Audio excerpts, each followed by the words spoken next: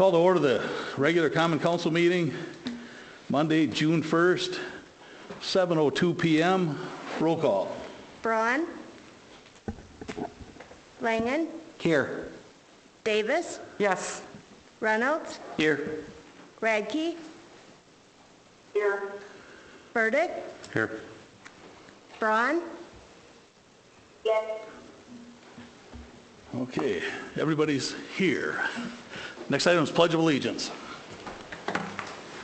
Pledge allegiance to the flag of the United States of America and to the republic for which it stands, one nation, under God, indivisible, with liberty and justice for all. Confirmation of appropriate meeting notice. The meeting was noticed on Friday, May 29th. Agendas posted at the post office, library, and city hall. Council acceptance of agenda. Motion to accept. Second, Verdict. Oh, we need to do that.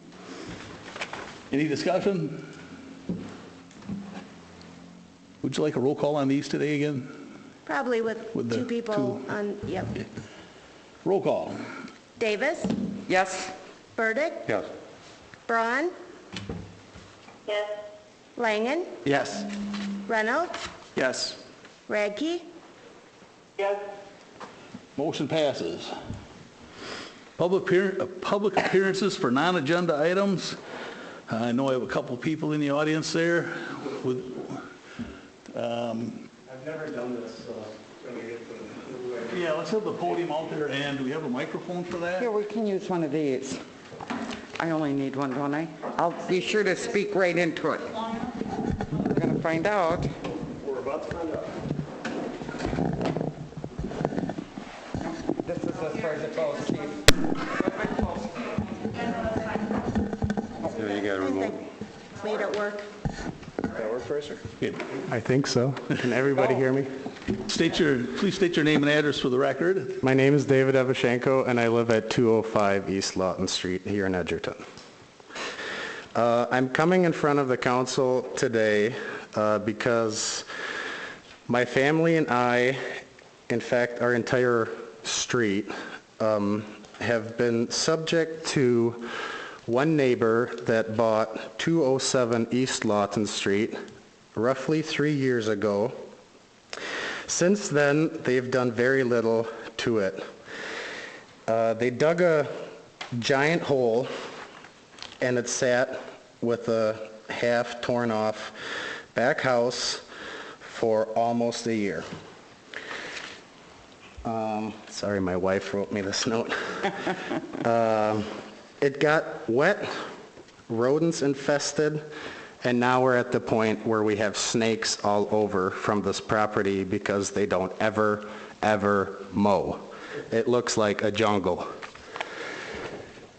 They don't mow the yard or shovel snow is never being taken care of. The city is well aware of this because I've been calling. I've talked to Ramona several times. I've talked to Alderman Jim, and I'm coming here today that this is finally unofficial record. I would like something to be done. This is a hazard for the neighborhood. This past week, the grass was over 3 foot high. We live on a hill, and I cannot see kids that are on the road or in the sidewalk playing, going to their homes when I want to exit, because this one selfish individual thinks he's above all the laws and ordinances and does not care. So at this point, I'm asking the city to investigate more, and please look into the ordinance and don't reset it every fiscal year to 0 and give these people chances when they just don't care. They don't care about the community. They care about nothing but themselves. Thank you. Thank you. Mr. Schoonover? I just want to say that I just talked to him like first time 20 minutes ago, and we will work on it. I know I told you to come anyway, but we'll work on it. Thank you, And we can't have any discussion here tonight because it's not on the agenda. So. I told him that earlier. Good afternoon. My name is Roger Allen Schoonover. I reside at 804 North Main Street. I talked to Mr. Langland when he was at Culver's getting lunch for his family. My complaint is 802 North Main. I talked to this lady in front of the post office with that big hole. She goes, it's hard to fix holes. Okay. It is. Money's tight. Ordinances are laws set by the city. If this individual does not confide by society's rules, you must enforce him and hit him with a fine. I mean, this guy, he just, basically the same problem I have with this guy, but he's been doing it for 3 years. I've been doing it for 12. Every time I call City Hall up, they tell me to call the cops. Then I call the cops. This is before you, and he come up and he got on his ass he got on his derriere one time. Gave him a fine of $1,100. Nasty letters in my mailbox, the finger in the window. I don't care, I got my way. Then he slacked off. Now it's worse. And they told me, City Hall, that he only has to mow his front yard. His backyard went to seed. And I don't believe that. This is the easy way out. And shoot. I consider myself a very respectful neighbor. My property is tight. I mean, it's wrapped tight. I'm talking Marine Corps slang. And it's tight, it's clean, it's well kept. And the captain told me that he thought it was a mental problem, mental issues. Yes, Zach has autism, and I've heard that gentleman abuse his kid verbally. And my neighbor Toby said he saw him slapping, and Sarah had to pull Toby back. And Toby owns Electric Alphabets, and he's a big man. He would have broken like a man twig. I'm serious. This guy has no respect at all. And his kids are confined to the house. You hardly ever see him outside, like he's embarrassed of them. And one time I saw a lady in the wintertime, had her hand up, and she was in a scooter. And I backed out of my driveway, and I thought she was waving at somebody. I went to the pig, and I came back home. It was during the winter. And this lady was still out there with her hand up. I said, what's wrong? Are you stuck? She goes, yeah, it's cold. He had his sidewalk shoveled this much. He was an elderly lady, and I brought her down here to City Hall. And Wendy, the only lady who really understands what's going on, took down notes. Now he got a snowblower, but he blew that up. And he sends his kids out in the middle of sub-zero weather with no gloves, shoveling the sidewalk. How do you treat kids like that? You're not supposed to. That's all I got to say is, and kudos to the new guy who took Tom's spot. That's you, right? Yeah, dog park. You got metal cans. You got the Fossa Cemetery. Don't go past these barriers because they were running over people's graves. You got kudos from me on that. Thank you. You're welcome. Thank you. Is there anyone else that wishes to speak on anything that's not on the agenda? Did the lights go off out there? No, they didn't. I'm kidding. No, they're not. Not yet.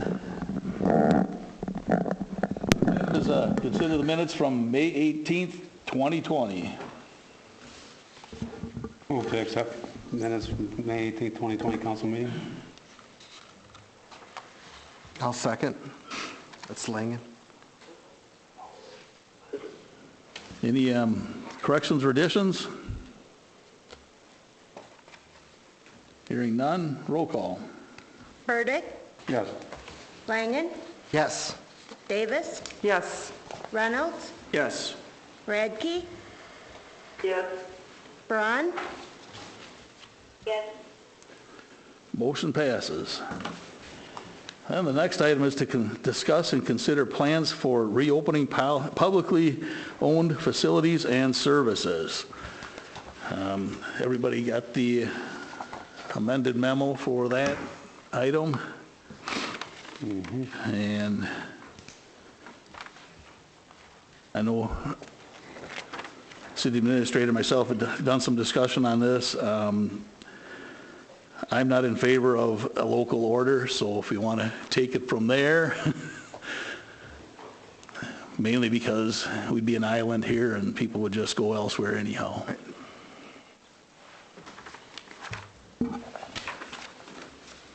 This is Ann. I agree that we should follow Rock County's guidance for the state.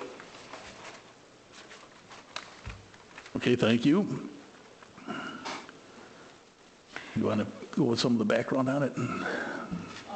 So regarding the first item, which is the one the mayor just brought up as a local order, is there anyone who wishes to have a different opinion regarding that? Because that's a critical piece for the rest of this. Okay, then I guess not hearing anything, we'll proceed with the details of those things that we control that are mostly things that we control that are in parks or on city streets. So the first item listed here is event packets. As you know, many of the events that take place involve city services and support from the city, and you approve those through a process called an event packet. And so we will have potentially some event packets, although as you probably are aware, many events have been canceled by the organizers already. But if there are event packets that come to you, you have some decisions to make as to how you wish to proceed and what direction you want to give to those events who are out there considering whether or not to have an event potentially. So staff has provided in each one of these different areas of conversation some alternatives. There may be others that you may have that we should discuss if you'd like to. We tried to give you the range of potential decisions, and hopefully if you lean toward a decision, we can have an understanding of what the implications are if it involves enforcement or anything like that, because I think that's something we certainly need to understand. So one possible reaction to someone who submits to you an event packet is to deny the packet. And then the organizers, you would hope, would follow your lead to say that we don't have any support, the city isn't supporting this. If an organization decided to proceed without city services, the question then would be to you is what do you do? Do you allow that event to take place without city services? It may be in a street, it may be in a park, it depends on what the event is. This is the first example of things that you truly need to understand what your decision is to deny and then require the police to enforce. Seriously think about what that means, because the implications of that are significant. So that's one option, is to deny them. The second option is to basically approve all event packets, even if they're contrary to the county guidelines. So basically you're just saying we're just going to go business as usual, and then you know what that process is. It's your normal process. The third option given here is that you could have conditionally approved the packet, and the event organizers would then hold the event only if they can comply with the county guidelines. So we don't know what the county guidelines will be when each of these events is scheduled. So if they were to, say we were to be in phase 2, some of the events could then take place. If we're in phase 3, most of them probably could take place. So if you were to have that as an option, then it would be conditionally approved, but everyone is expected to, and their event pack would have a condition that says only if you can comply with the county guidelines. And then again, you would want to know as a staff your expectations regarding enforcement. If the event you say conditionally approved and they decide to go forward but they're not in fact in compliance, are you going to have someone enforce, or are you going to say you're on your own, you've made your decision to proceed? And then are we providing support services or are we not? So those are like the details that we'll have to get into for each one of these. So I guess, Mr. Mayor, if you want to take one of these at a time and get direction from as opposed to waiting to the end, it might be right. Because I think they are maybe all different events. Yeah, before we hit the team sports and all that, let's do this. Let's do this. Well, just one thing, we're right above this, we just agreed, basically, that we're going to go with county, right? We're not going to do anything local ordinance or any local order, rather, of our own. We want to go with county guidelines. So a couple of these wouldn't go with county guidelines that we just agreed that we're going to go to. So wouldn't that be conflicting with what we, kind of, Well, so, I think there's two questions in that first section then. One is a local order, which is just like a state order or a county order could be. There's authorities to do that. I'm hearing this group say, we're not going to do that. right. So then, the next question is, are you going to support the county guidelines? But supporting and recommending people Okay. apply doesn't mean that you're going to enforce. So we're going to individually pick, or go through the thing like, okay. If someone were to make a motion right now to say, we are going to live by the county guidelines for all of these things. Oh, okay, I see what you're saying. We would answer, but that would be, Right. that would certainly get us in a direction. But Oh, I got you. you might not get. Two different things. Yeah, that was my question too, was at the beginning when we talked about the county guidelines, do we need to make that a motion? And could it be all encompassing for everything? Or do we have to take these individually? Well, first of all, as to the first one, if you're just abiding by the county guidelines, I don't think you have to make a motion. Okay. It's the default position. Okay. If you want to go beyond that, a motion would be appropriate. If you want to support the county guidelines, Okay. you can and bring a motion, but it's not necessary. But then it goes right back to Jim's question, or Jim's statement, is if we're supporting the county guidelines, doesn't that just take care of all of these? I think the question is, in my opinion, then comes to enforcement. Okay, You're supporting? okay, sorry, okay, So I think that if you make that blanket statement, I think that gets us toward Okay. to where you might want to head, but we would need clear direction, and we'll certainly need to talk about the pool in much greater detail. okay, Because the county isn't going to enforce. They have to Right, enforce it. right. no, They no, don't enforce it. They're just guidelines. You are the only It's just enforcer. guidelines, exactly.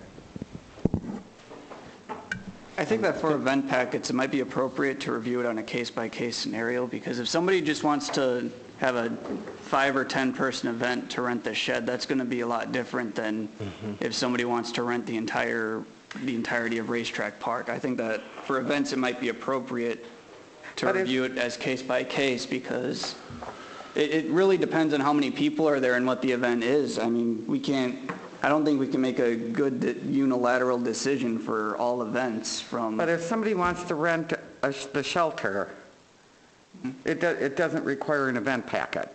Correct.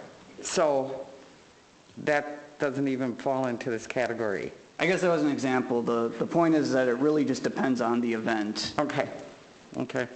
With Tobacco Days canceled, other than the 4th of July, what regularly scheduled event requires an event packet? Like what's on the foreseeable radar?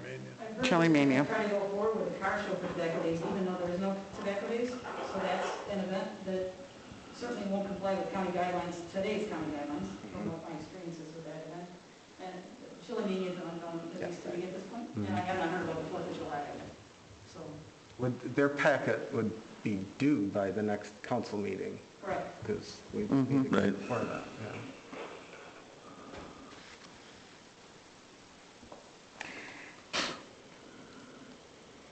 So really, Would it be possible to include an area on the event packet form where they could fill in what they think capacity could be, like how many participants? I mean, I guess they can not. It's already there. When they're filling that out, but It's already there, Sarah.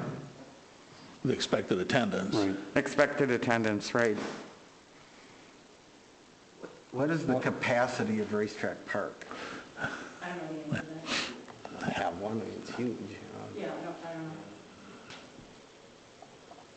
Well, what I'm thinking, I'm hearing is we moved to 3, I don't know if they're going to go down the list, but we moved to 3, we still have to look at, we're taking into account each event packet and whether we want to approve it on the conditions of the county guidelines, whether they're making it or not, or what we have to decide at that time, each packet. That's what, and whether we're going to enforce it, which would be the heavy. I mean, we either, because I don't think we can just openly deny right now, I wouldn't. Right. But, And approving what they contrary, I definitely think we just said we don't want to do that. well, and getting to what Robert said, maybe we have a 4th one, maybe it's as they come forward, we review. Because Jim, according to, I read number 3, it's a global approval. as long as they abide by the county guidelines. Oh, I see, okay, yeah, it does say that. I Unless, did, yeah. I might, It could say consider. Right, Sure. that's what I was thinking. not We approval, but we consider. approve them all individually now, so, Right. you know. right. So it should say consider, yeah, Sure. each individually, that's what it should say. And then that would leave us to know where they stand, like you know. And then we know where the county's standing Right, too. at that time, each Right. one. Because we all know it could change anytime. Sorry, could everybody speak into their microphones a bit more? It's really hard to hear all of you. Sorry. The masks. Yeah, true. What if we did a combination of both 2 and 3? If it's option 3, if they're able to comply with county guidelines, then it's just approved. They can ask the council for permission to approve it with conditions or otherwise. Maybe? Well, I think that gets to, we go as we normally would, have the event packet come before council, but our decisions will be based on county guidelines. If say the bounce back or however we want to say it, right? Is that what you're saying? Yeah, something like that. So we're not globally saying organizations don't bring any event packets to us because we're not going to approve them. What we're saying is if you're going to have an event, bring it forth. We will review it at that time based on where we're at in the phases. I don't know. I don't want to put words in your mouth. Is that what you're saying? Or I'm just helping because I know you've not been on council before to know what the past process has been. So I'm just trying to kind of help out with that. Well, I was thinking, yes, we could have them bring in the packet and then we review if it meets county standards. I was thinking we added an option where we can consider approving the packet if it doesn't meet county standards, if there's a condition like it's only a small number of people or everybody is going to be very far apart, even if they're not going to wear face masks or any other. If they exceed one county standard, then maybe we can be more lenient to another county standard. I think that it would be appropriate to review this as a case-by-case scenario, and maybe we can give a little bit more streamline to people that do comply with all of the county standards. Well, the process itself is going to be the same. Right. The event packet, the approval or denial of an event packet is the same for anybody, no matter how many are going to attend the event, no matter what type of event. If they need our services, they're going to fill out an event packet. Okay, so, we're not changing the... No. Okay. No. Good question. And if they abide by all the guidelines by the county, that'd make it a lot easier for us. Yes. So, rather than having to make a decision whether or not to... But that's the tough word in that. It says that we only if they in the event that they can comply with every guideline.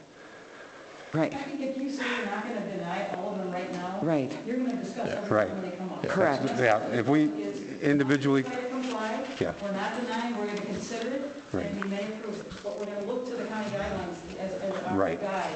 Individually consider everyone like we always do, yep. and they make every attempt to follow the guidelines.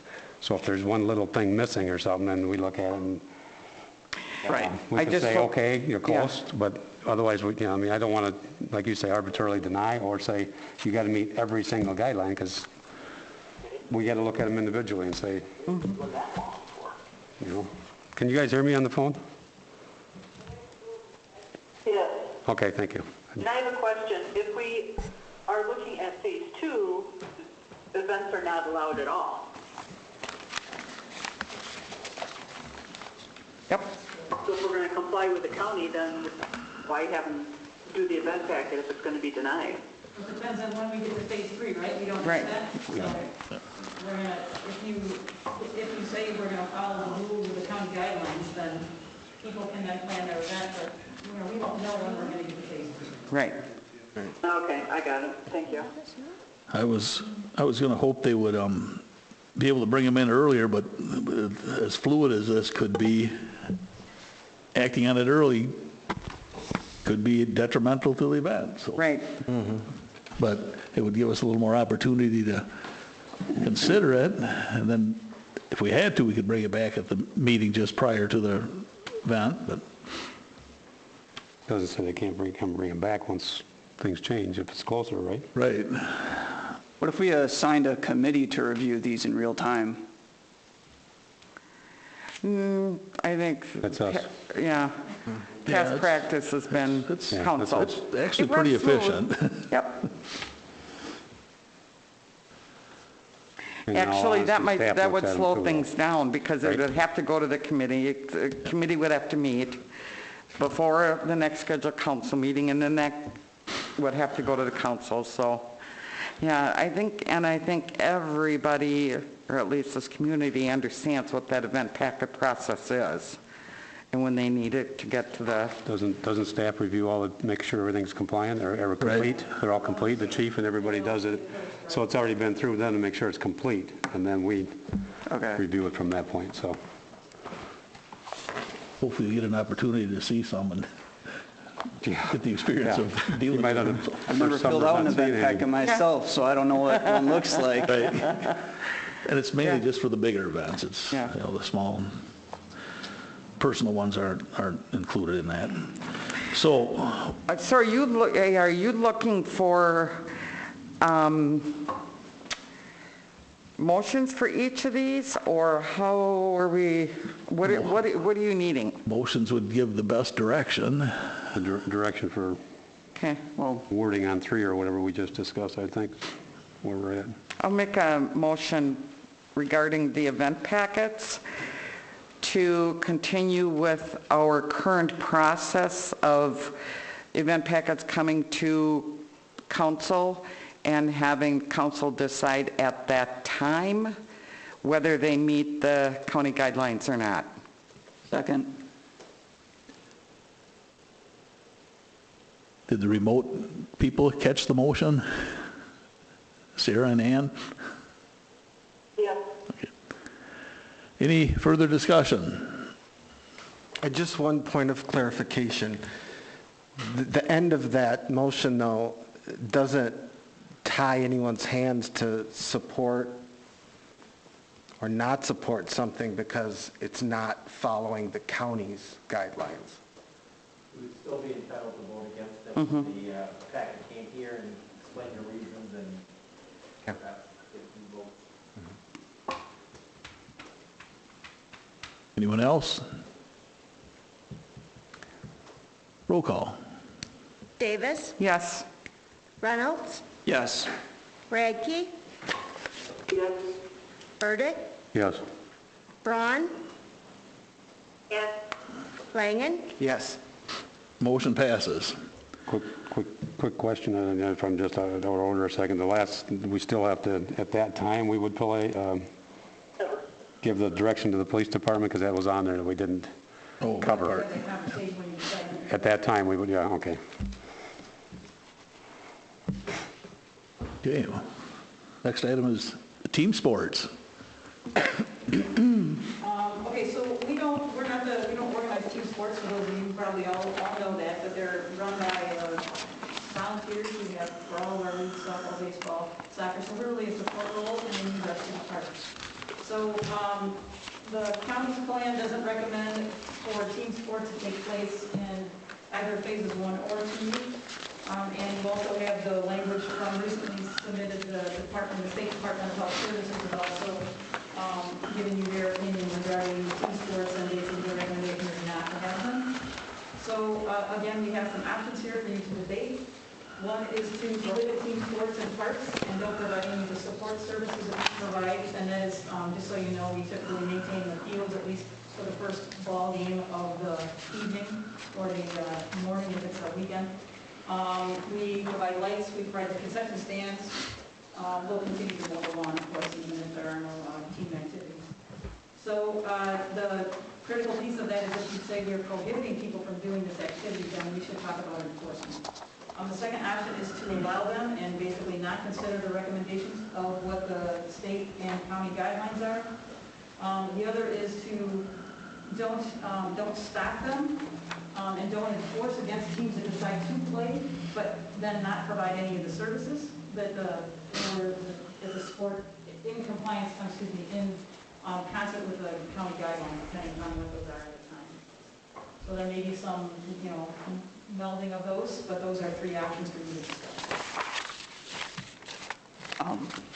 Point of information, just so we're clear, is do any of our employees offer any services? Do any of our employees operate the concession stand, or are we just, they do? Yes, Okay. our concession stand and our employees.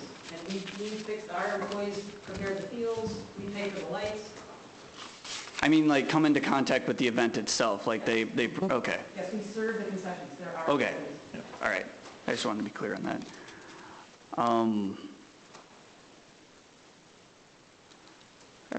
I guess I'll start off. I'm right now, unless somebody convinces me otherwise, a fan of option 3. If other people want to do sports, it is public property, and that's fine, but I don't think we should be putting any of our own employees or any of our own staff in danger.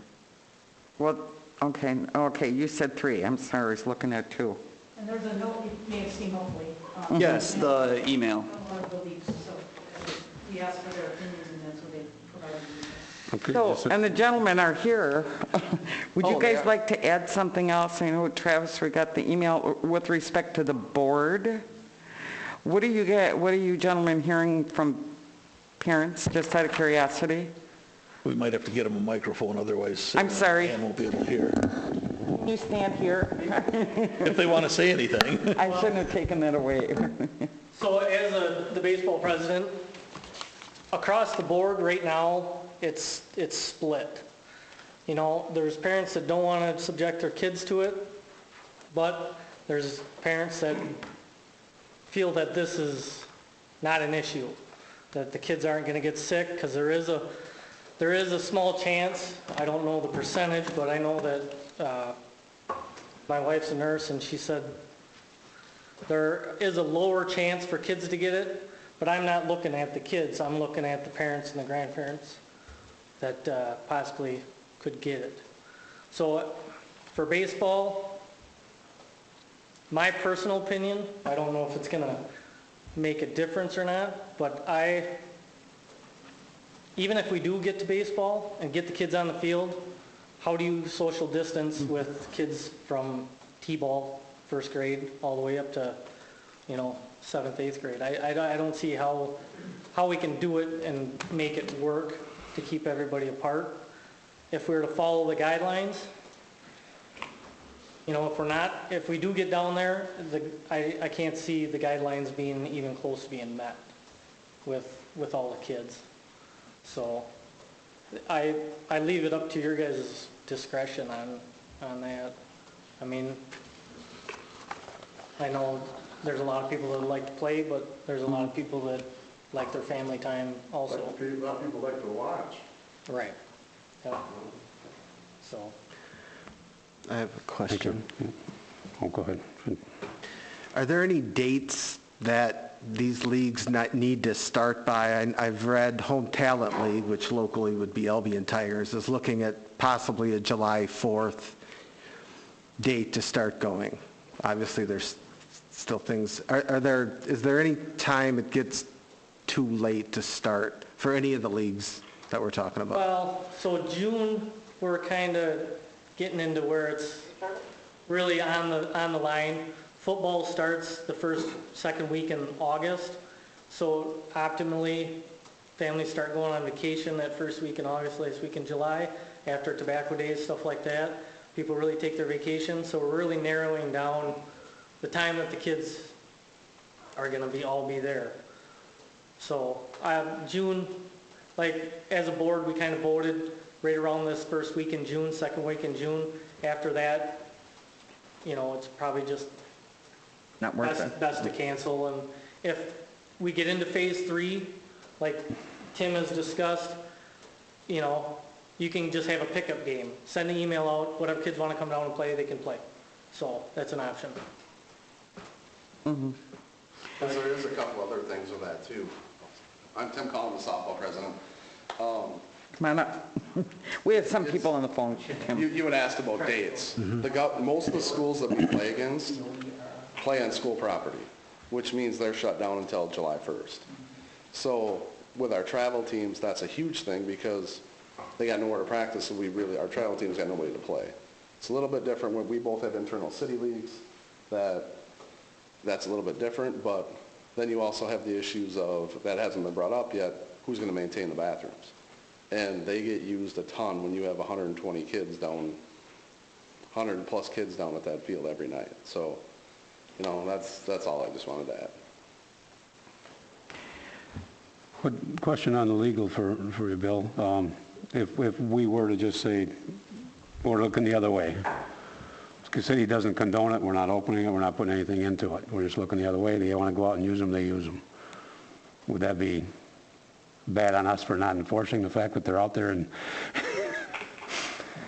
in violation of county guidelines? They are guidelines. Not enforced. They aren't laws. Who's going to, if you look bad, would it be bad? I mean, there may be public backlash, when right. a group soccer league or group softball league, and suddenly you have a hot spot, is that going to, the optics of that going to be bad? Perhaps. I can't answer from a legal standpoint. From a liability standpoint, there is a recreational immunity. There is an assumption of risk that someone takes. The gentleman has said there's a split. Some people say there's not a problem or are a risk they're willing to undertake as a parent. That means that you are not likely, extraordinarily unlikely, in fact, to be found liable if you simply say, we're not doing it, we're not providing services, you want to do this, this is on you, but these are the guidelines, and leave it to some other authority to enforce. Okay. Now, on the flip side of it, if they do go out there and we have already decided we're not allowing it and they're out there, we're on the enforcement end of it. Would we come into anything if we go out and tell them you got to get and we enforce this? Allowing it, again, these are not laws, these are guidelines at this point, unless there becomes something from the state, something we were to spike, and we have a new legislation come through. I don't expect that, but barring that, these are guidelines at this point, so they're not going to put forth what was legal. But if I could ask that question, is our part. So we could, in our part, we have different enforcement authority than closing a business downtown. This is true. Right. So we could. We could, as we have done with the player apparatus, right?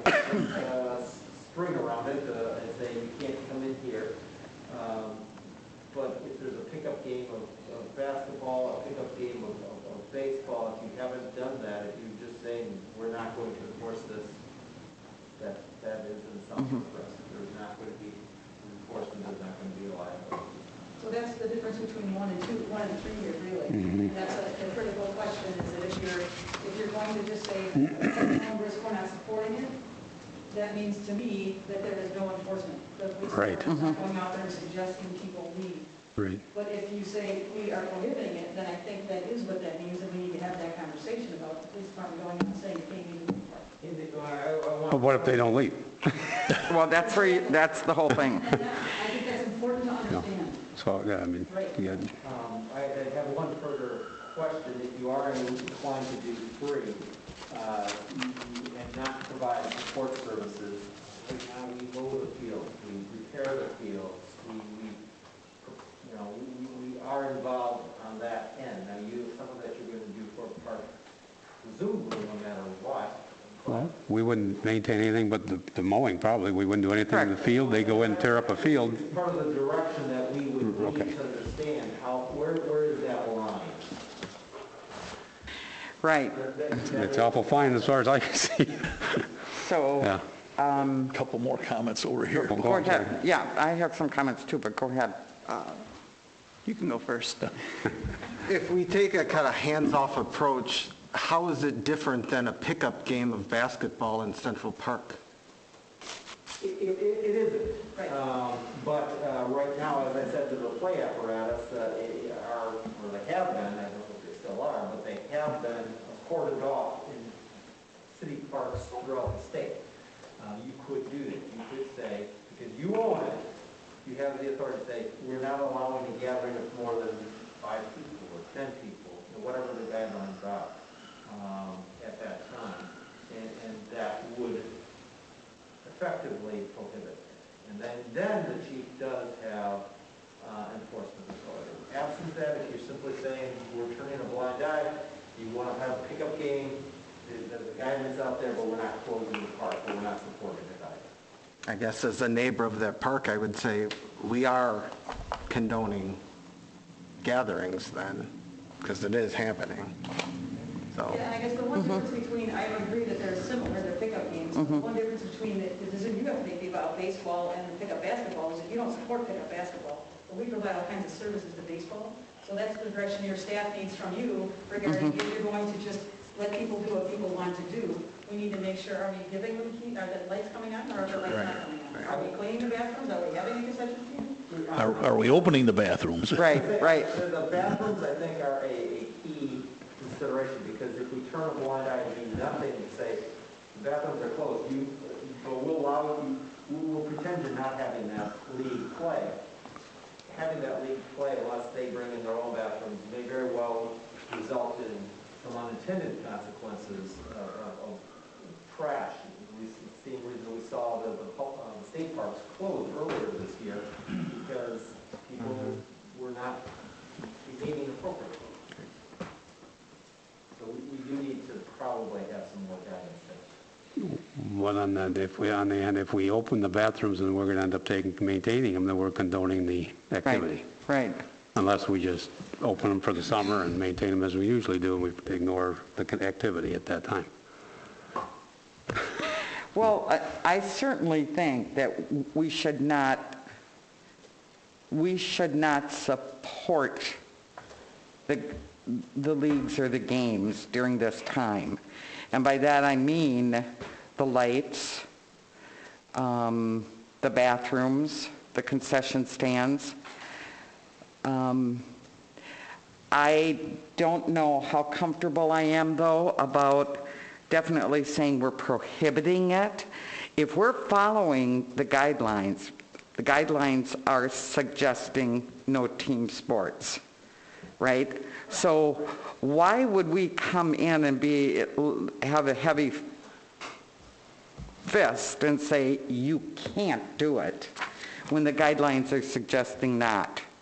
Just like we did with the event packet, right? We should be consistent. We're saying, we haven't said no event packets, don't bring them forward. We said, bring them forward, we'll evaluate this. The same, and I'm hearing 2 gentlemen that are very involved with their sports, with their teams and their leagues. Even if the leagues decided to do it, I bet you wouldn't have enough kids that would do it. The parents would not allow it.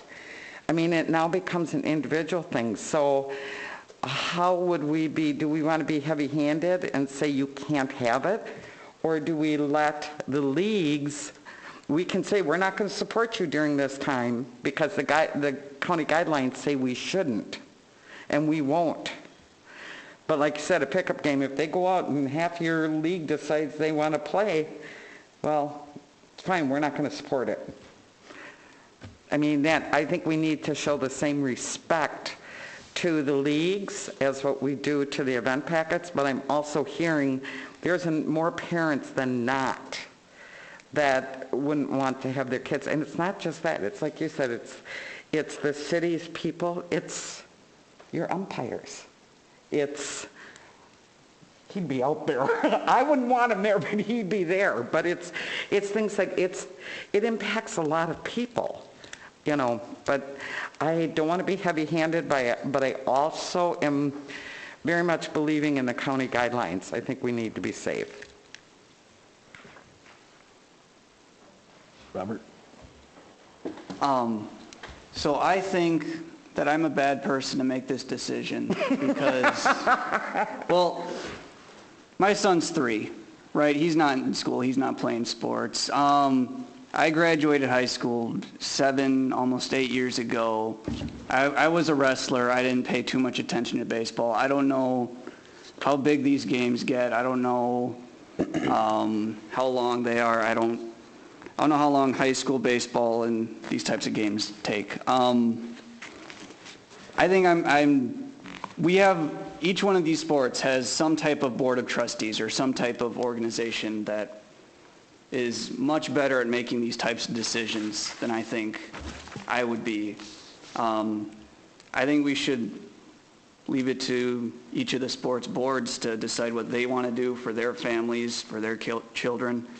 I do think that we do need to insulate our staff from getting sick by providing any type of service to these people.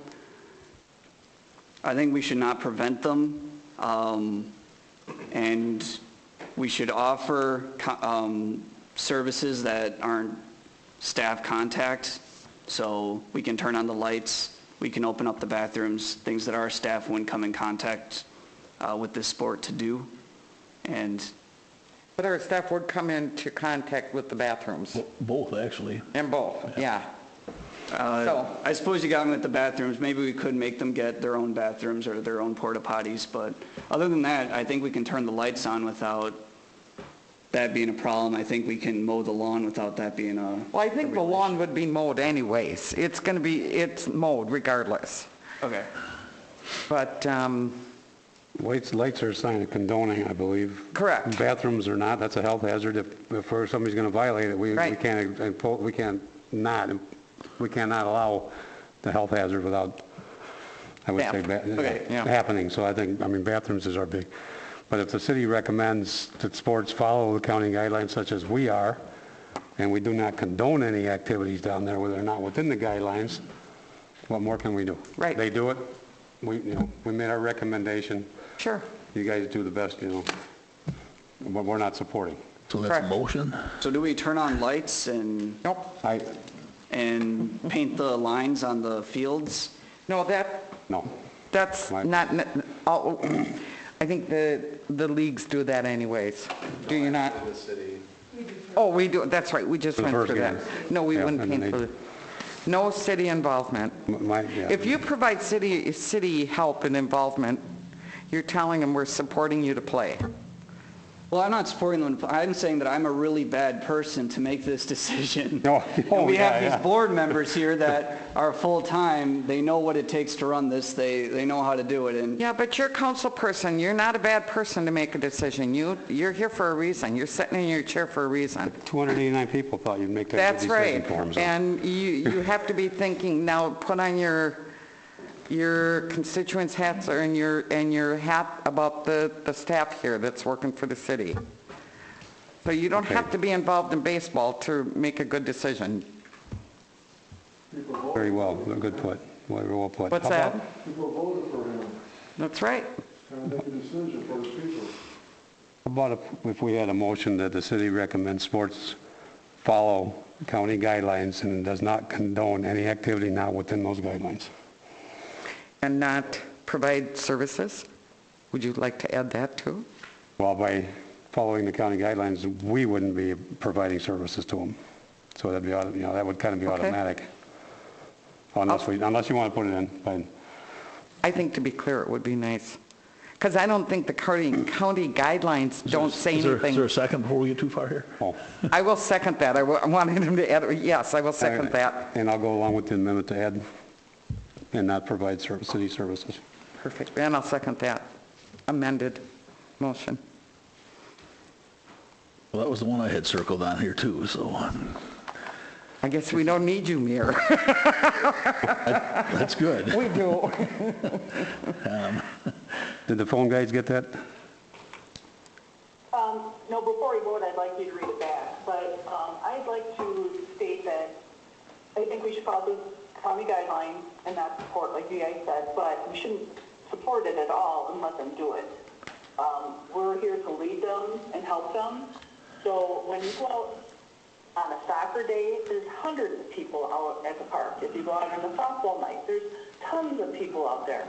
So, I think we need to lead and help them understand that no, they shouldn't do it, and we should like rope it off and everything, and make it very clear to them that we as a city agree that they should not do it. Thank you. Thank you. Anyone else?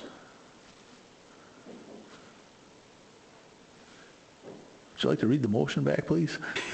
Well, I think the motion was to follow the county guidelines and not support team sports by not providing city services until the guidelines allow, basically. Is that? But we're not banning. Kind of. What I was saying is that we recommend that sports follow the county guidelines, and we do not condone any activity not within those guidelines. But we are looking the other way if they do. I don't even want to say that, no. You're not going to have the 100 kids out there. No, you're not. We're not condoning. She so might you're get not gonna- 22 teams that want to go out and play a scrimmage or something right now, because And you won't even looking get at the that. two guys that are here running the program, they're both shaking their heads, and yeah, you're probably not going to see a big crowd yet, so. That amendment, not provide services, yes. Maybe that was a bad, we're not enforcing it. We've got other people other than softball or baseball out there. There's more than just them. There's soccer and whatever else. But this would encompass Again, no all work, league sports, again, right? no work on the fields other than mowing. Right. No lining them. And this is Candy, it says team sports, it's baseball, softball, and soccer. That's right. That's what I'm saying. Yep. And I think we should prohibit them from doing it. Encourage them, whatever, but make sure that they don't do it. So I'd like to amend that statement to add that we prohibit. Well, that'd be a different motion. That wouldn't be a simple amendment. That'd be a vote against the current motion. Okay, thank you. Attorney Morgan, is there a way to have in Robert's Rules of Order, to have two motions and then we vote on which motion we like more? No, okay. Vote on one and then it, The current motion, moved and seconded, and that is what's before the council. You got an amended, a proper amendment, but after that, you need to act on that. So if there's no further discussion, will you reread the? I'm still a little bit confused on one thing, though. For the current motion, that would mean that we're not prohibiting, or if they do play, that's on them. We're washing our hands of the situation. Okay. Yeah, because if we prohibit, then we're getting into, do we send the policemen out there? And if so, what do? And then what if they chase them off the field? They come back. We're tying up our police officers for a pickup game. I mean, Sarah, did I hear you want to get in there? Yeah, I just wanted to be clear, in the current motion, we're making sure to include that we do not condone this gathering, correct? We're not prohibiting. Correct. Right. But we are not recommending that it takes place, correct? Correct. Both.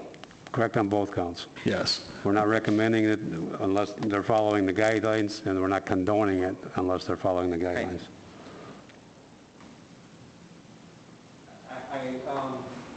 Just for clarification, I assume a corollary of that would be if they can show that they're following guidelines, we would provide the services that they request. correct. If the guidelines get the If the guideline,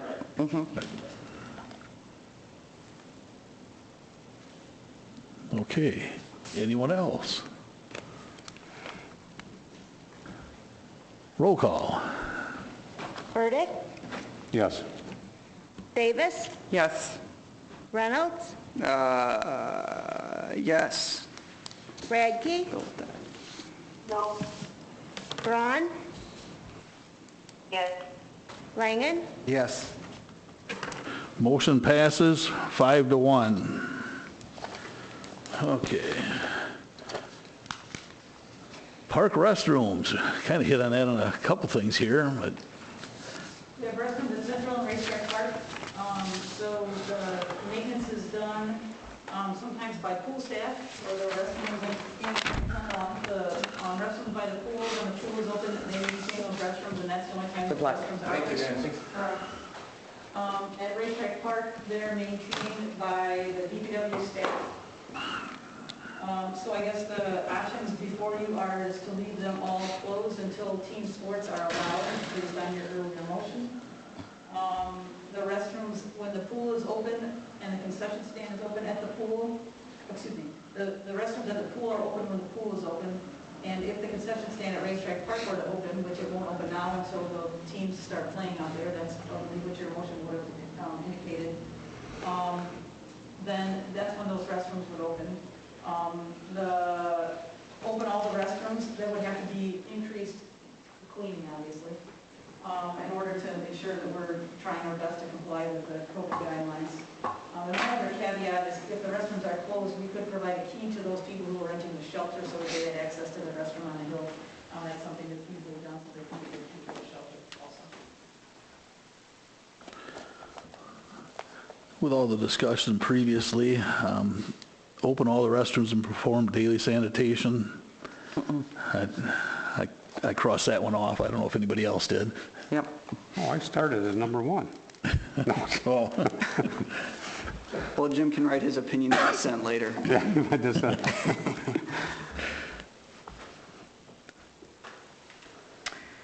I don't know if, I'm sorry, I don't know if this is, it's separate totally, than the rest, but providing a key when the shelter rental, we don't usually do that? Well, we've got a changing policy. The restrooms used to be open all day, all the time, and then the police officers close them at night, DPW open in the morning, and then in recent, because we've had so much vandalism in the last, 6 months or 8 months, last summer, we had more vandalism. Yep. But I think the practice has been more so that they've been locked on the hill and only open when someone had the shelter, so we've kind of graduated to that. Now, that hasn't necessarily been a decision of yours, it's kind of been a defense mechanism of ours. So if we went back to the old standard, then they'd be open all day. Otherwise, they'd be open in 2 states, so when the shelter's rented and ours. Okay, because I know when I've rented other ones, they give you the key when you rent it, so I didn't know, we didn't do that. Yeah. But that, okay. Practice used to be that it was open. Okay. I'll make a motion to leave all restrooms closed until team sports are recommended to be allowed by county guidelines. In phase 3, once open, additional staff time will be required if restrooms are sanitized. Excuse me. I want to nix that last sentence. I'm sorry, I was just reading that. I would also add to provide a key to the restroom if there's a shelter rental. Second. Any discussion? Clarification, so the Racetrack Park restrooms are then closed except for the shelter rental? I'm talking Racetrack Park. And the baseball. Yes. So we're going to have the pool be separate then? I think we should discuss that while we discuss the pool, right? Instead of, I think that makes sense, doesn't it? Okay. Yeah. I'm sorry, I was referring just to Racetrack. Any other discussion on that?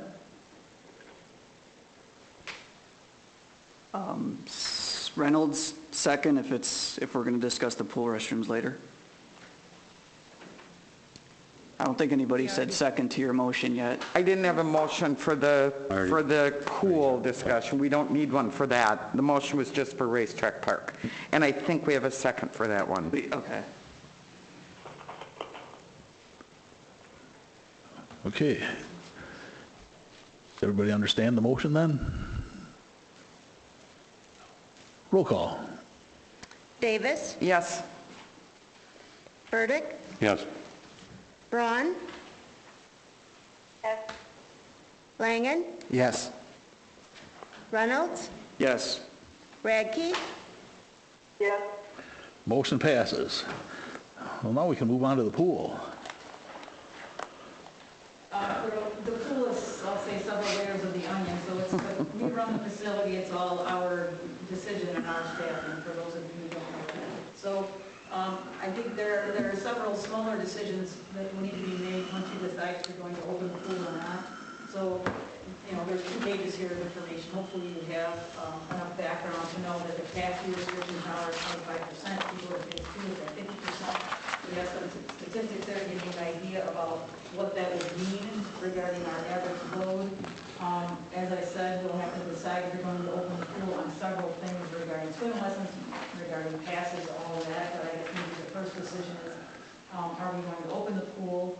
And if so, then we'll have lots of decisions to make after that. I would love to know from you, Ann, if so the county guidelines say for phase 1, pools can be allowed to be open 25% capacity, correct? How are you going to implement that? Well, basically, we do keep track of people as they come in through my cashier, and then we can count people as they're coming in. And as they're leaving now? Yeah, and then when they leave, then we can subtract that out. Are you feeling, are you and your staff, are they going to be comfortable if they hit that 25% capacity, the first 30 minutes you're open of the day and you have to turn everybody away and people get angry and upset? I'm not disagreeing this is the way we should do it. I want to make sure that you and your staff are going to be set up for success and be comfortable doing so. Yeah. I mean, that is a huge concern of mine. I know a lot of other facilities in the different meetings that I've been attending. They've even been doing, I guess you want to call reserving like a time and being open for like 2-hour allotments. And then everybody leaves after that 2 hours, and then you have a fresh set come in. So we wouldn't necessarily have to have it just be open swim hours, if that's the route that you want to go. So those are options that you're thinking you might, okay. I would not want to, I don't want to micromanage how you run that. I think that's whatever you think is best.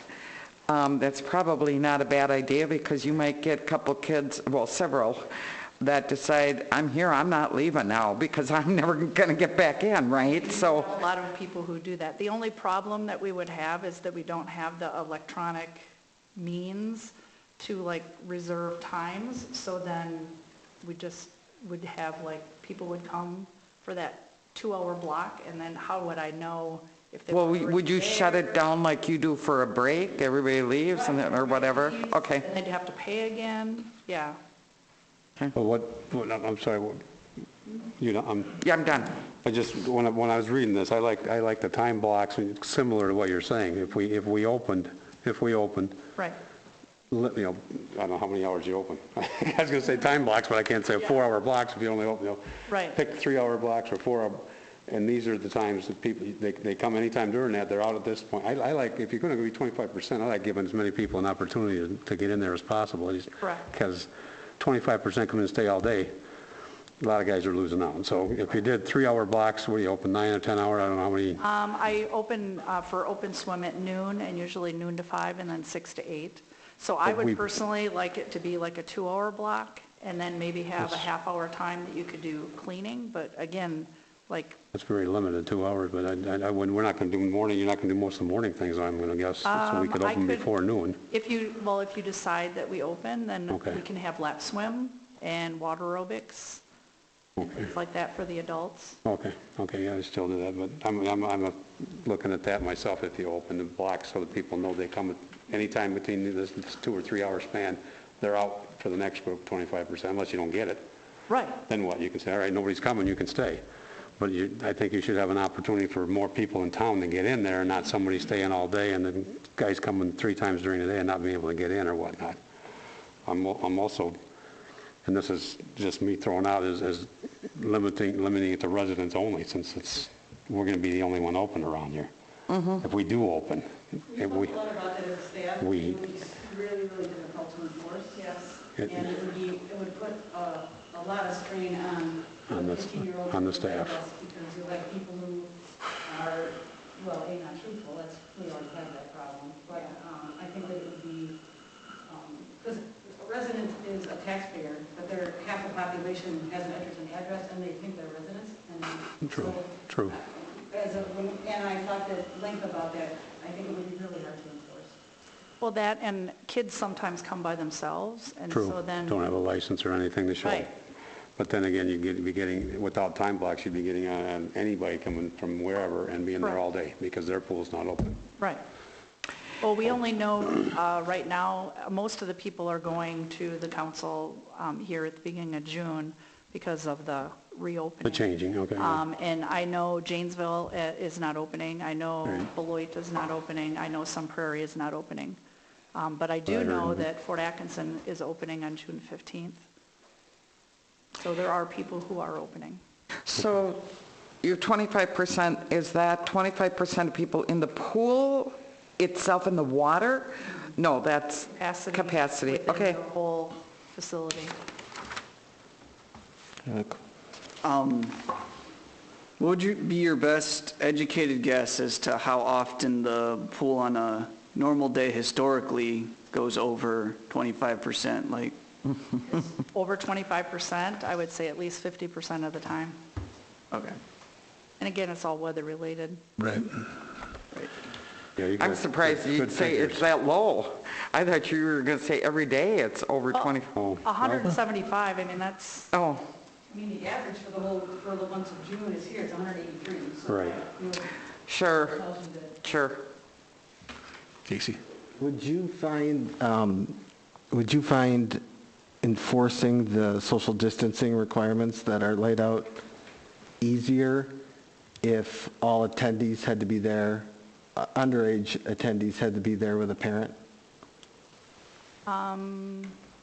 It would be a lot easier if parents were there, but in reality, a lot of kids come to the pool unsupervised. what's underage in your definition. Yeah.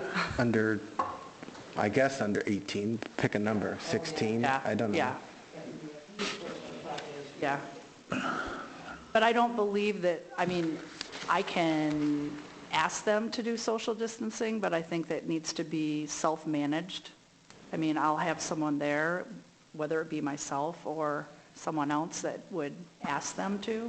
I thought I read, is there going to be like a staff person enforcing social distancing? I'm going to put that as one of my extra people in the rotation, so it would be somebody who's not surveilling the water, but would be walking around and asking people to social distance. It'd have to be separate. And also in the water, too, because the guards, the person up in the stand is not there to monitor that, Right. it's there for surveillance.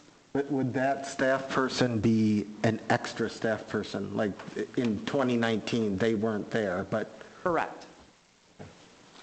And could you do things like at your concession stand, have the maybe cones or the marks on the cement? Yeah, I'm looking You know, at that getting- kind of stuff. I'm trying to envision the times that these kids, when they're not in the water, because that, I think that's the biggest time that we want them to social distance, because you're never going to be able to enforce that in the water, right? Well, in the water, it probably is going to be less likely that they could get the virus. Right. It's not, CDC says it's, as long The- as the everything chlorine is and- properly right, right. maintained, there's not been any spread. So it's a matter of if these kids are sitting out or laying on their towels, or if they're at the concession stand or they're playing on the equipment outside of the water, the bathhouse, yeah. Can I ask a question? How is that any different, the pool, than racetrack, park, and sports? It's kids gathering at sport events that place, I coach soccer here in Edgerton. And, you know, some Saturdays there are 50 people at the park, and other Saturdays there are 200 people at the park. It all depends, but how is the pool any different than kids participating in sports at Racetrack Park, which is 10 times larger than the pool?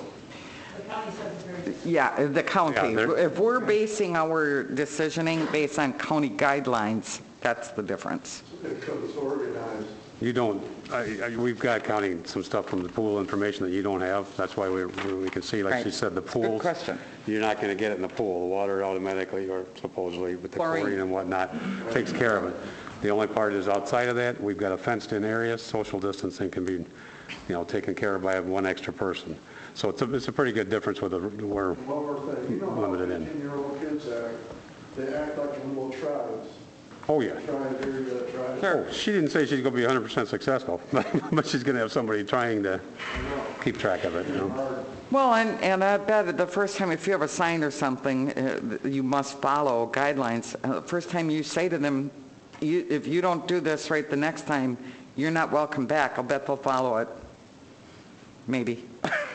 And we've kind of already said we'd like to follow county guidelines with this whole thing, and this kind of would. I mean, there are a few things we can change, but like which I've already, forget the residence idea. You said that's no good. Time blocks, that's a little tough too. So you'd have to add a staff member for policing, possibly one for sanitation. Well, I do the sanitation. But will it be As far as like disinfecting. the bathrooms and possibly more time there, so. Right. I don't know if everybody knows it, but the pool doesn't make any money. The taxpayers support the pool.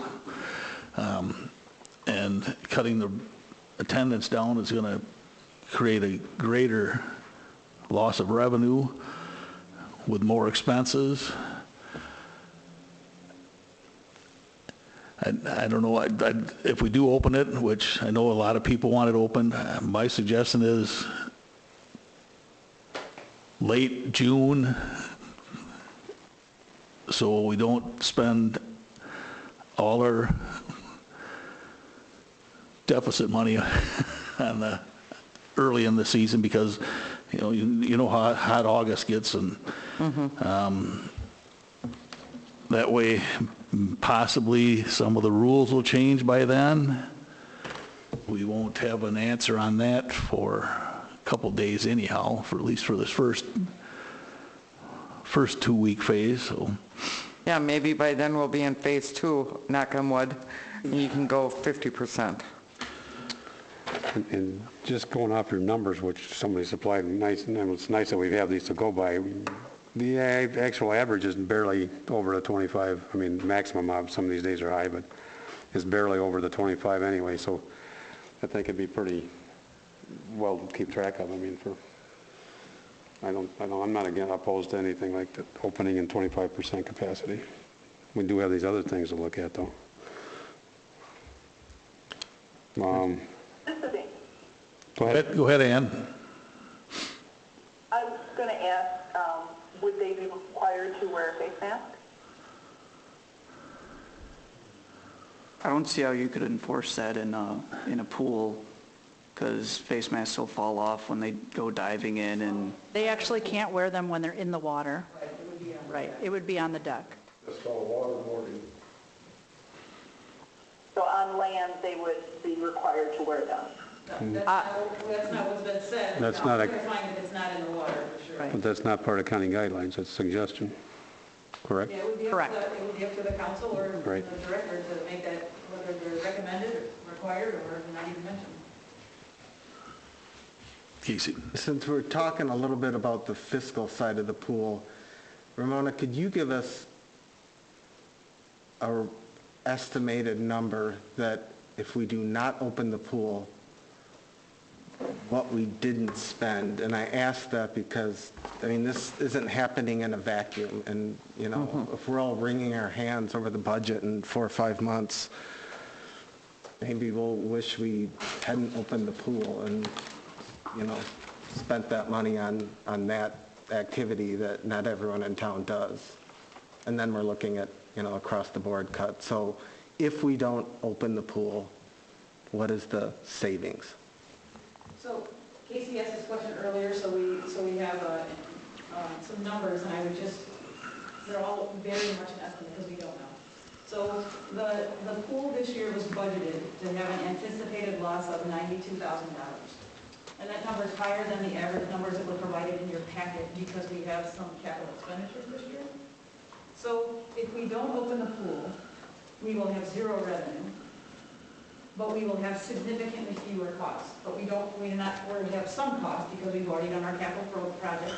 We would have I assume some of Ann's wages, because Ann is putting a ton of time in to get us prepared for this conversation.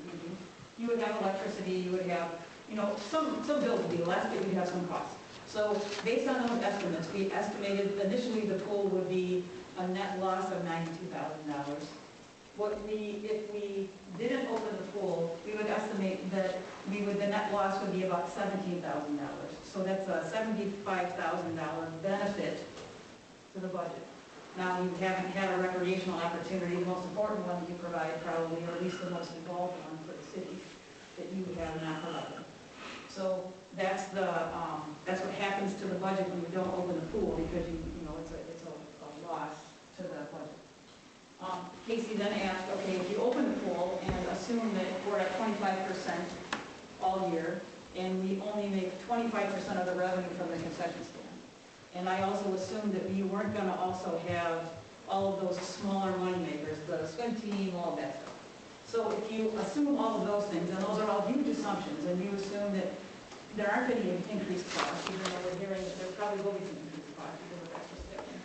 So if you assume no increased costs, if you assume those things that I mentioned, and you assume that you reach capacity every single day, which is also not the truth, because on cold days you don't, you're not open on some days, then what you would expect in no increased costs but decreased revenue, that you would have an additional $25,000 hole in your budget.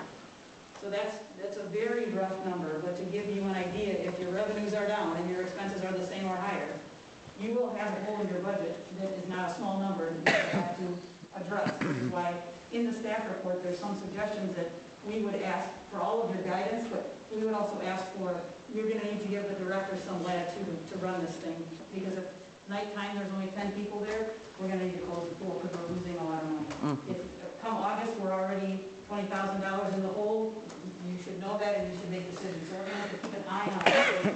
And Ann run this pool for so many years, I think is in a great position to try to maneuver, but she's going to have to be given some flexibility, and there'll be tough decisions because there'll be people that'll be dissatisfied no matter what we do, whatever decision we make. So I'm not trying to be gloom and doom, but that's kind of how the math works for the pool. Okay, but some of the numbers you just gave, the budgeted 92,000 loss, that's also with capital expenses that are already gone. Correct. So it's not a $75,000 swing actually, because we've already spent the capital. That includes, that's considering all the things we can estimate we're going to already spend. We've already spent or are going to spend. Right, okay. So that doesn't account for that. So, Ann, did I hear you say Janesville is not opening? Correct. Beloit is not opening? Correct. Sun Prairie is not opening. Do we know why?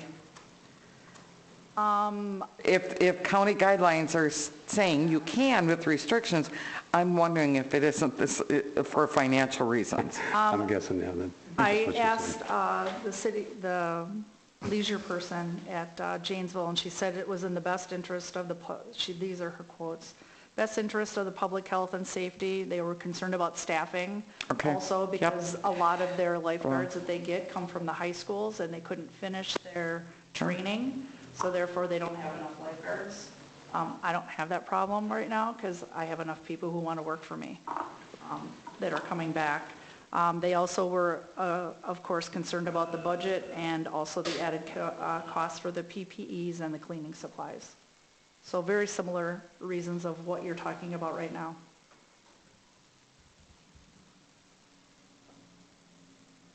So our average numbers may be up because there's neighboring pools that aren't open. You bet. And the whole daily pass versus family pass, I mean, that is a total unknown as to what that does. Because if someone buys a family pass and they go every single day, but if you're paying out of pocket every day, you may not be going as often, so then the numbers are, you just can't predict what's. So when you ask the questions, like, I don't even know how to predict the revenues. Right. Because it's a totally different thing. Sorry, Alderperson Braun. Ramona, could you just clarify for me? So there's a loss if it's a greater loss if we don't open the pool, or if we open the pool, or it's just speculation? If we open the pool, there's a chance that you will have, your budget will be worsened by the pool, I'll put it that way. I don't know how else to describe it. So you'll have a hole in your budget, you will have spent more than your budgeted revenues and expenses. Well, you won't meet your revenues and you're going to meet your expenses. So you'll be short at the end of the year. Right. If you don't open the pool, you in fact better the budget. It still isn't a certain, you're not making a profit, but your loss is less. Sure. Does that make it clear? And just to clarify, if we did decide to open the pool to some extent, we would be the only one in the area that's open? Fort's open. And Fort is open, and Evansville is going to council on that. Is Jingle going to open the beach, have they decided? They have not decided if they're opening the beach and the splash pad. So these other 3 communities, did they say they're not going to open that all summer, or are they waiting later? They're not opening at all. And Sun Prairie is not opening. They decided that also because they're doing some construction, and that also allows them to do that this summer. Sure. I had a constituent reach out to me and was concerned about opening the pool and restricting access. Have we given thought to just making it within the Edgerton School District, for example, if we were going to do 25% capacity? We debated it as a staff, we think it's really difficult to enforce. Good. Hey, Sarah, this is Candy. You had somebody question you about that? They expressed their concerns directly to me, yes. And what was their concern? Their concern was, I think, overcrowding and having, and just kind of trying to control the numbers to where we could be at 25% capacity, but if we decided to open the pool, although I don't know that they were horribly in favor of it. So it sounds to me that it's a safety concern. And I think that's what all of this is about, right? Yeah. So, okay. So somebody might be interested in going to the pool, but they're also concerned about safety of it. I'm just trying to work through that. Sure. Is it possible to put in a system where you could reserve swim times, basically? Yeah, Ann mentioned that as an option. We don't really have a system set up. We have to give some thought as to how we might be able to do that because we have no, scheduling software available. I feel like now. that would be maybe an easier way to do crowd control because you know how many people for a specific period of time are going to be entering and exiting the pool. Right, I'm thinking of the staffing, it would take the staff up the everyday call for 170 people for 3 different swim shifts. That's a lot of staffing. Right. And I don't know if Andy, you have any secrets to that, but unless we have some. I don't have any electronic like software, and then that would be an additional cost. What if there's so many? What if would the numbers still be the same or a little bit different if we were at a 25% capacity versus a 50 versus a 25? Yeah, It'd be the same? No. It'd be double the number of people. The expenses. Oh. The expenses. We'd still have. All the expenses. Yeah. Right, but you'd have more revenue coming in. Is that true? I'm sorry, you're the same number of lifeguards if there's 2 people or 3 Right. people in the pool that. Not necessarily. I have to have so many guards up based on the. But you'd have more revenue coming in, twice as much. Or 25%. If you filled the 50% capacity. If we filled it to 50, right. I'm just trying to think through, I don't want to make this just clearly a financial thing, but I think it's real, and it's also a safety thing. And I kind of like, Mayor, your thought of maybe, what if we said, let's wait and see where we're at the end of June? What if we jump to what if the county's in phase 2 and we can open up with a 50%? Or If I could, I would read a decision about a date. I think if you just say, let's not push the decision out, is my point. I'm not saying not push the open date out, but if Ann needs to hire, and there's a whole bunch of stuff that would have to get done, so if you could be a date certain, I think Ann is going to need that. Okay. At this meeting. You know when they're going to look at checking on moving to phase 2? Is it June 4th? I think it's this Thursday, that's what I thought. I think every 2 weeks they. Okay. That's what last I heard. Okay. So we would know by next council meeting would that give you time after the next council meeting in 2 weeks to still get your staff up by July 1st if we were so choose to? Yes, and I have to get the chemicals in the water Well, that's- because I'm not going to fill it if we're Right. not going to open. But our next It's meeting ready is to fill. the 15th. They meet and we are at phase 2 and we said, okay, July 1st, would that give you time to get it? Yes. Or what if we say we won't open the pool until we're in phase 2? Well, then she's still on the hook. No, because... Oh, then as soon as the county Because what says if... phase 2, she can open. She can Okay, I see open. that, without coming back to us. I need at least 2 weeks. That's why I have, I thought maybe that would help her, but I guess not. Okay.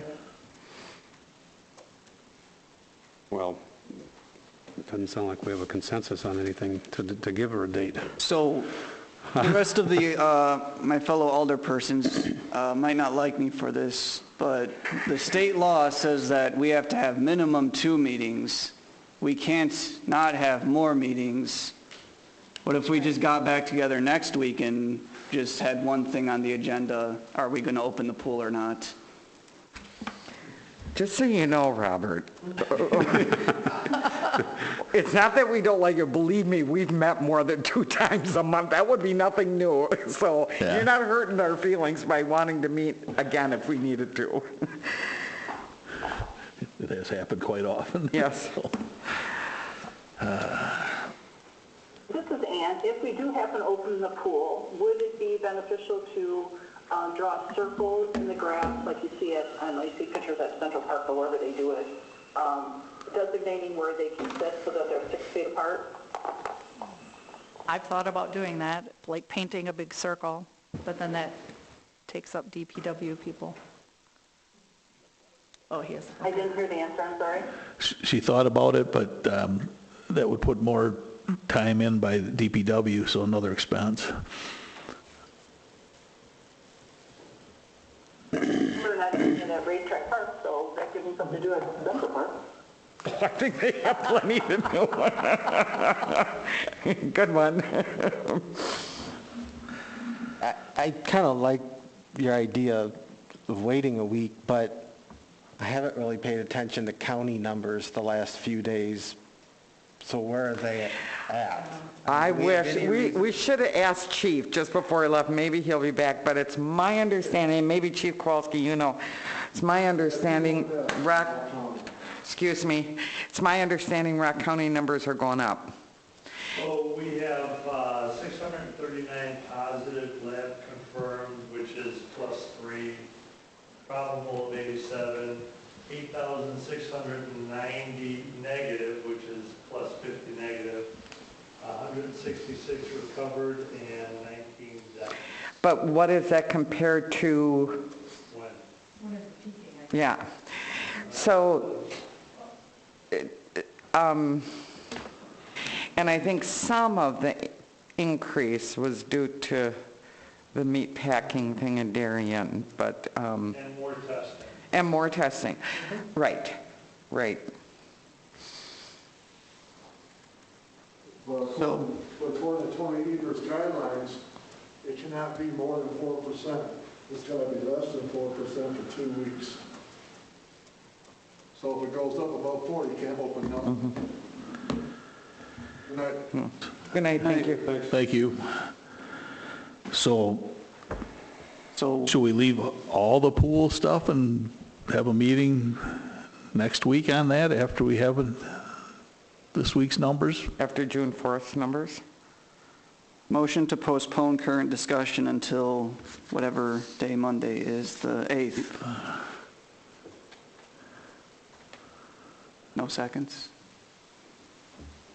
Okay, I guess we're not doing that then. Robert, we gotta noodle. We gotta think about it. I'll second it to continue the discussion. And I got to ask 3 times before it dies. Just because somebody doesn't jump on it doesn't mean... I assume that means that we're not shooting for the 15th or the 14th for open, because I can Yeah, that's a good question. I would agree, because even if we said open, I'm not so sure I wouldn't want to do it before July 1st. I was looking at I was looking at June 26th. That gets you a weekend in before the 4th of July. There's a motion that's been seconded. Oh, yeah, table, that's right. Deal with that first. Didn't say it said table, he said postpone, which Yeah, is just to be clear, same thing. That's why I didn't second it. Okay. I guess I was just answering what Ramona's thought was, question was, yeah, she Okay, just wanted so- to make sure that we knew it wouldn't be hitting a certain timeline if we did that. Okay, so, Wouldn't be discussion tabling it. That's why I This didn't, is- Right. that's why I didn't second it, sorry. This is postponing, not tabling is you need a motion to bring it up again. What was specific date? That's what you did, so. We're pushing it off, and there's no further discussion on this particular motion right now. So you got to vote So- on this postponement. the motion is to bring this up Monday, the 8th. Roll call. Reynolds? Yes. Langen? Yes. Davis? Yes. Radke? No. Burdick? Yes. Braun? Yes. Motion passes 5-1. Okay, so all the pool issue then was included in that Yeah, that's motion, if I restrooms, understand it correct. everything. And we're, as a staff, operating under the assumption that you're not looking for a June 14th open date now. Right. No.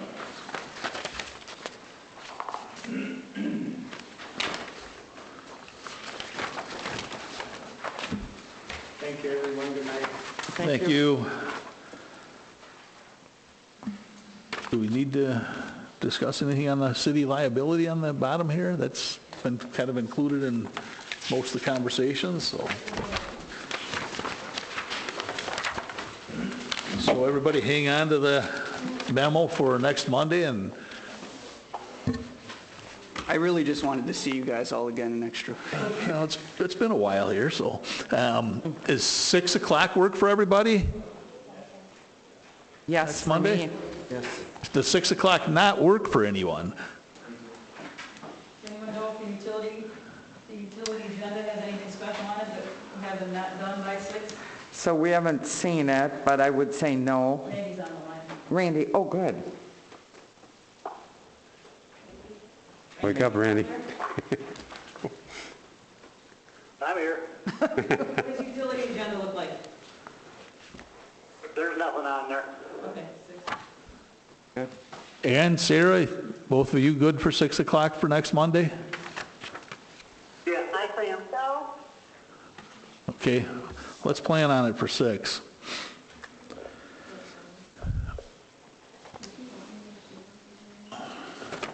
Okay. Do you want an update on the library regarding COVID and their opening? Is that on, I think they are scheduled in later. No, they are not. That would fit underneath this item, wouldn't it, Bill? It would. A little update on the library? Yeah, Ramona and Steve was coming, so I can just share. We've been doing turkey pickup as of April 27th, when that was allowed under the safe at home order, and we're continuing that. It's going well.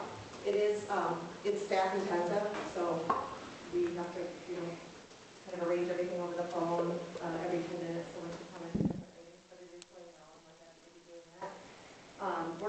We kind of share some of the same population with the pool and some of the same concerns, so I'm following this item as well. But under phase 1, we can open at 25%, so we are doing a gradual reopening. This week, we're allowing appointment patrons, so they can call and come in to use computer or print by appointment between 10 and 12. Next week, we are going to have some open hours, and kind of like the pool, we're going to do that in phases. So from 10 to 12, we can have some people come in, then from 2 to 4. And that will allow us to kind of get a feel for how that's going to be used. And then if there are people who stay all day, it would restrict someone else's chance to come in. So we're going to do that. But as our board, we kind of reminded ourselves this is phase 1, and hopefully we will be in phase 2. And this, it's not the best, but we're tried to do the best with what we can in an ever-evolving situation. Question, Kirsten, so when you say you have the two-hour time slots through the day, are those by appointment? So if somebody wants to come in and browse the books, do they need to say, I want to come in for 15 minutes? Or are you saying that's open to the public? So this week, someone could come in and browse, but they would need to call and let us know. Okay. Next week, they could just come in. Okay, from 10 to 12? 10 to 12 And 2 to 4. 2 to 4. Now, we do have that 25% capacity limit, so. If everybody starts coming in, you gotta, yeah. You know, we're not at capacity unless we're doing a program. So we're going to just have one door open so we can count how many people are coming in. And then by having the shifts, we're hoping to avoid the people that come and stay all day, or the kids that just come and park on a computer, so that we can accommodate more people. Okay, and this is next week for those. Correct. I just want to say that I have used your, what do you call it, the drive up, the drop off, the pickup service. It's working wonderful. Your staff is doing a great job. Yeah, we're hoping to get our full delivery back. That will help too. Yeah. Access to more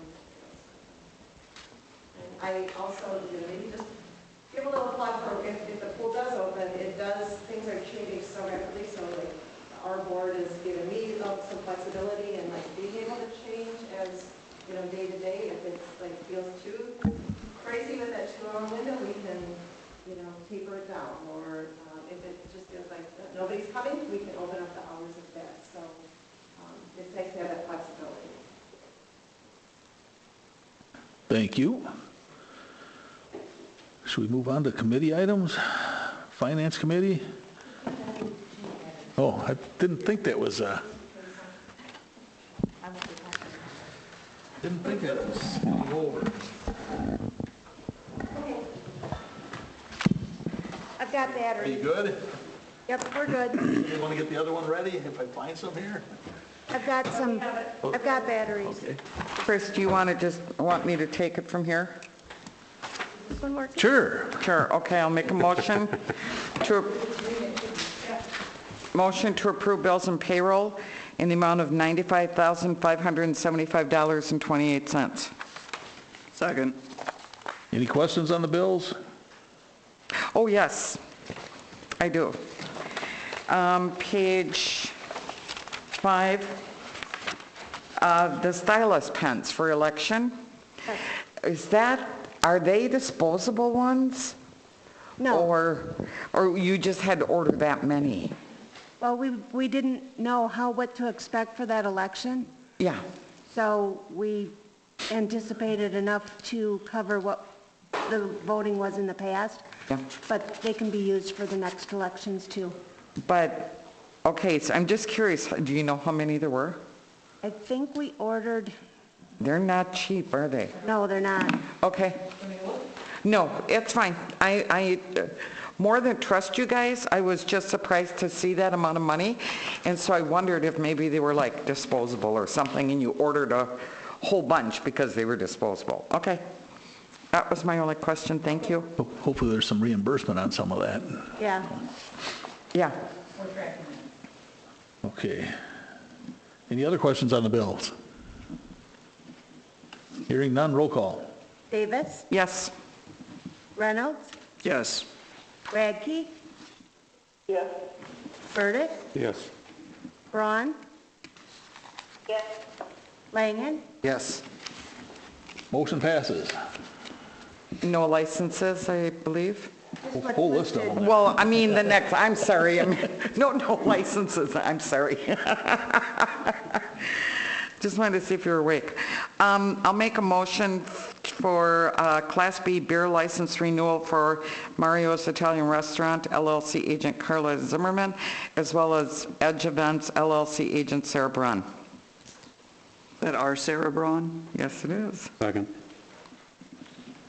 Any other discussion? Hearing none, roll call. Davis? Yes. Burdick? Yes. Braun?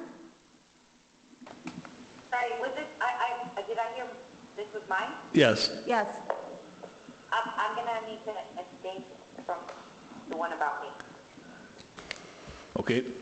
Langen, Yes. Reynolds, Yes.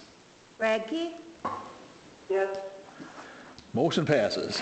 Motion to approve Class B combination liquor and beer license renewals for Town Country Club, Inc., Agent Michael Hesselman, Two Brothers Bar and Grill, Agent Alir Benushi, Cafe on Main, Agent Alir Benushi, El Patron Mexican Grill, Agent Alejandro Ramirez, Last Night Bar and Grill, Agent Terry Notstad, TK's Decoy Bar and Grill, Agent Tom Kulo, The Pit Stop of Edgerton LLC Agent James Lytle, The Baron LLC Agent Alir Benushi, and Lounge 1848 Agent Alir Benushi. Second. Any discussion?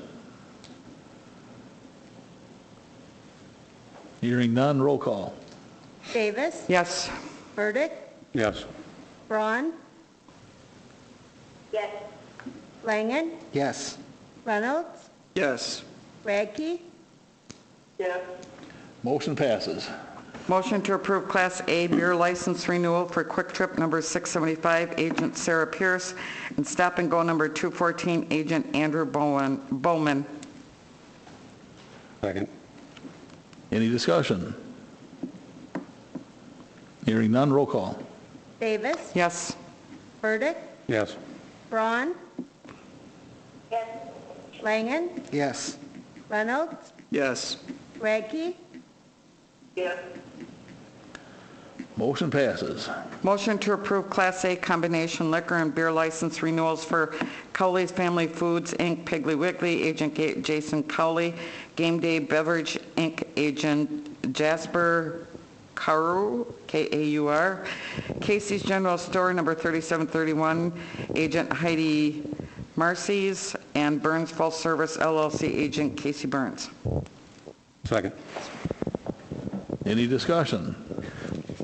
Quick question, did we lose one from last year on that? Yeah, The pharmacy did not reapply. I wondered about that, yeah. And Hotspot did not, has not reapplied yet either. That's, okay, yeah, Hotspot was that one. It was the other, okay. Thank you. Any other discussion? Hearing none, roll call. Davis, Yes. Burdick, Yes. Braun, Langen, Yes. Reynolds, Yes. Radke, Yes. Motion passes. Motion to approve a Class C wine license renewal for Edge Events LLC, Agent Sarah Braun. Second. Any discussion? I don't know, that's Sarah Braun. Well, you know how to vote then. Okay. Yeah, you do know her. Roll call. Davis, Yes. Burdick, Yes. Braun, Abstain. Langen, Yes. Reynolds, I suppose. Radke, Yes. Motion passes. Motion to approve cigarette and tobacco license for Family Dollar Stores of Wisconsin, Game Day Beverage, Inc., Cowley's Family Foods, Inc., Piggly Wiggly, Two Brothers Bar and Grill, Quick Trip number 675, Stop and Go number 214, Burns Full Service LLC, and Casey's General Store. Second. Any discussion? Hearing none, roll call. Davis, Yes. Burdick, Yes. Braun, Yes. Langen, Yes. Reynolds, Yes. Radke, Yes. Motion passes. Motion to approve dance hall permits to the Baron LLC, Two Brothers Bar and Grill, Lounge 1848, TK's Decoy Bar and Grill, Edgerton Town Country Club, Inc., and Last Night Bar and Grill. Second. Any discussion? Hearing none, roll call. Davis, Yes. Burdick, Yes. Braun, Yes. Langen, Yes. Reynolds, Yes. Radke, Yes. Motion passes. Motion to approve sandwich board permits to the Baron LLC, Two Brothers Bar and Grill, Lounge 1848, Game Day Beverage Inc. I always mispronounce this. What is it? MES. MES Community Church, thank you. And Ripples Resale. Second. Any discussion? Did we lose one on there too, or? Yeah, I okay. think we did. I think we let New York Life, Okay, yeah. I okay. think. So what about Feels Like Home? They usually have one out too. Because they're always out. Lacey- Are these annually? Are these the same time every year? So they Yeah, did and not. Lacey will keep track of who's not returned their apps, so you may see a few. I was going to say they can come in. Stragglers, yeah, come Yeah. in. Anytime. Oh, so they don't have the time span to do it? They- No, it's, yeah, There's- mainly the liquor license that has the timeframes on Okay. them, so. Okay. Any further discussion? Hearing none, roll call. Davis? Yes. Reynolds? Yes. Radke? Yes. Burdick? Yes. Braun? Yes. Langen? Yes. Motion passes. Motion to approve a private property and public sidewalk permit to Burns Full Service LLC and Ripples Resale. Second. Second. I gave you a Question? chance, Robert. I gave you, I don't know. Entertain the newbie, what does that mean? There's actually, like Casey up there has the mowers out on the terrace out there.